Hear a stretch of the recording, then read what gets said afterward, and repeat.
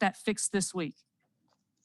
Well, I mean, I think for a guy that's a career 87%, field goal kicker, who's done it as long as he has, I think a lot of those corrections are going to be on him, but it's also going to be about, us in the operation and the ability for us to protect and the ability to make everything around him better and have a lot of faith and confidence in Steven and moving forward.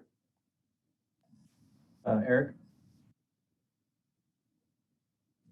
Hey, Mike, just curiously, would you consider keeping 2 kickers on the roster for game day like you did at one point last year, with Tucker McCann on the practice squad now? I'm sure we consider a lot of possibilities with the 48 players that we have available to us on the game day. So, that would be something that we would always, consider as whoever gives us the best chance each and every week. Jim?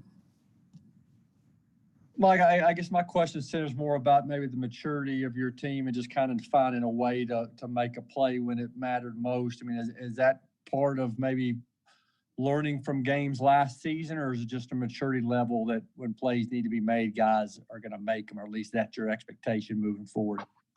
Well, man, I think you have to be always resilient in this league. I don't think that you can have a team that's a bunch of front runners that they're only, excited or only play hard or, are only into it when you're winning.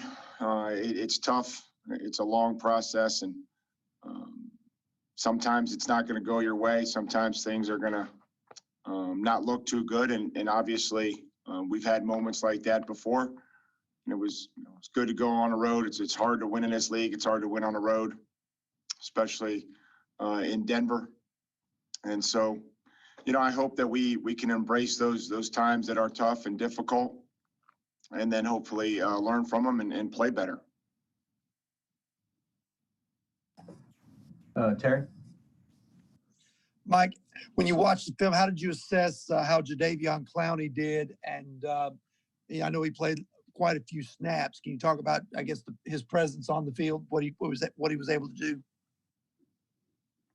I think we all have to improve and play better. We all have to get in better shape. And we all have to improve and take the coaching and figure out, how to operate and play better as a unit, whether that be on defense, special teams, or offense. There's some plays that were good and some plays that we'd like to have back from pretty much everybody. Teron? Yeah, Coach, the fourth quarter comebacks, they seem to be something that's becoming a bit of a habit for you guys. How do you manage to have that team keep that poise in that fourth quarter, especially like yesterday, at the 10-yard line down and with minutes left? Well, we work a lot of situations here throughout camp and in practice, which are always good on both sides of the ball. You try not to get too high, too low, try not to panic, and, have faith in the players and trust in what they're doing and give them calls that they know that they're comfortable with, that they have confidence in, and, being able to execute and being at our best in the critical situations. And then looking at the pass rush and what the Broncos did with the quick passing game, how much did that kind of negate what you were doing up front as far as trying to get home to the quarterback? Well, I mean, maybe a little bit, but it also comes down to, creating some more, third and long opportunities. They had a few, third and shorts that they were able to, get the ball out of their hands quick, run a boot, misdirection. And so, it's kind of how the game was going. They had the one drive. I thought for the most part we played okay. I was, I think somewhat curious by the one drive. There were some mistakes and some just unusual errors that attributed to them going down and answering after we had scored. So that'll have to get addressed and corrected here quickly. And we got a good football team coming in here. That played well on Sunday. Quarterback was, 95% accurate and gets the ball out of his hands very, very quickly as well. Paul? Mike, you mentioned the conditioning. I know some coaches with guys up front think there's kind of a maximum number of plays before they think a guy needs a rest in order to get the most out of him. What's your philosophy on that? I know Adaveon, I think, played 14 in a row at one point. Do you think there's a limit after which a guy needs a rest in order to get maximum out of him? We're just trying to get in the best shape that we possibly can to go and play and be effective and try to help the team. I'm not sure that there's a number. I think a lot of those things are based on the individual and how it's going. Jared? Yeah, Mike, this is kind of the first time talking to you, other than after the game yesterday, since the Isaiah Wilson incident. And I know you guys put out a statement, but I just wonder, what kind of guy did you guys think he was when you drafted him? And how kind of surprised are you by maybe this pattern of behavior? And how do you kind of get him on the right track? Yeah, I think that we're comfortable with the person that we brought in here. And, mistakes, again, we've been through this. Me personally, obviously, kids being in college, coaching in college, there's good people that make mistakes and there's bad people. And I don't think that Isaiah is a bad person.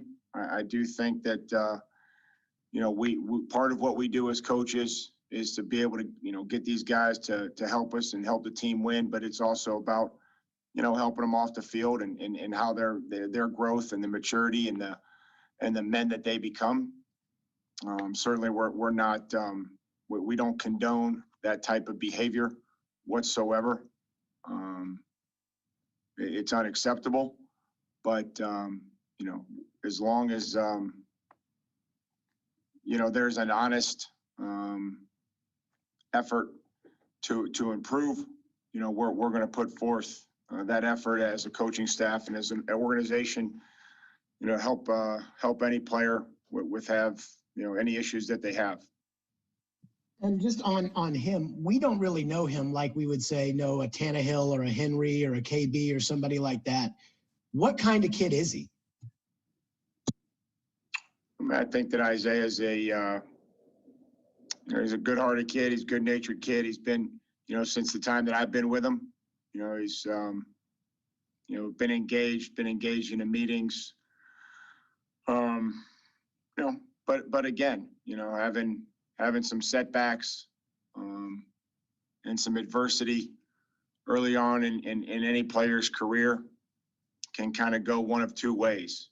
You can make some positive change and kind of get this going, or guys, don't, and then they kind of fade away. But, we're all going to face adversity, in anything that we do in life. And this just happens to be with football and then the, things that happen outside of it.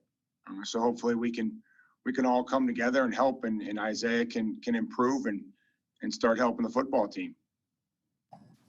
Buck? Yeah, Mike, red zone offense continues to be a plus for you guys. What did you like about the execution down there last night?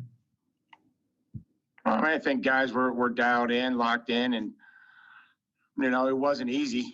They were number one in the league last year, and again with a lot of the same personnel and a lot of the same scheme. It's a good defensive football team, but I felt like we were decisive with the football. Would have liked to be able to run it in there, but I thought it was some well executed plays. I thought Arthur and his staff did a good job with putting the players in a good position, and then it was well executed. John Glennon? Yeah, Mike, I was going to ask you about Chris Jackson. Not only a lot of snaps, but a lot of snaps in the slot. I was going to ask you how difficult is especially that position to learn for rookie and one who hasn't had, a normal off season. Well, I mean, there's different calls, there's different coverages. There's different routes that you get in there, and you have to sometimes get in there and fit the run. So there's some certain nuances to it that Chris has improved on, and Christian as well. Just Christian has missed some time in there. The one thing that Chris Jackson and those guys are willing to learn and improve, and we'll keep coaching them, and I know that they will continue to improve and help us in whatever role we ask them to play. And just on kind of the whole rookie class in general, of course, missing the OTAs and mini camps and so forth. Do you see that showing up more physically, mentally, both? And obviously it's not this team alone. It's around the NFL. But what are your thoughts on that? I mean, that we got to get them ready to play. They're part of our team. They're active. Whatever year they're in. That's our job as coaches, is to make sure that, they have the trust and the confidence to go out there and do their job.